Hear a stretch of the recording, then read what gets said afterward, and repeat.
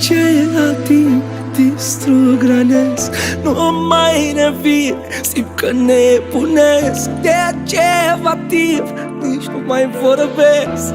Din nou să iubesc, e tot ce-mi doresc. De când m-ai părăsit nu mai sunt om. Nu mai am poftă de viață, nu mai pot să dorm. Mi-ai rupt inima precum crengile unui pom. Dacă e un coșmar, vă rog treziți-mă din somn. Doamne, ce fac? Spune-mi încotro s-o iau. Ui să-i cer ajutor, putere nu mai am. Cine mă vindecă de tot răul ce am? Sunt însefraște, iubirea nu mai am la. Doamne, ce fac? Spune-mi încotro s-o iau. Ui să-i cer ajutor, putere nu mai am. Cine mă vindecă de tot răul ce am? Sunt însefraște, iubirea nu mai am la.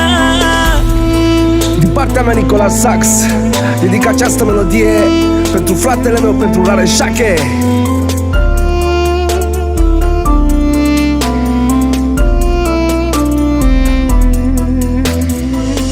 Mă sting ușor, încede dorul tău.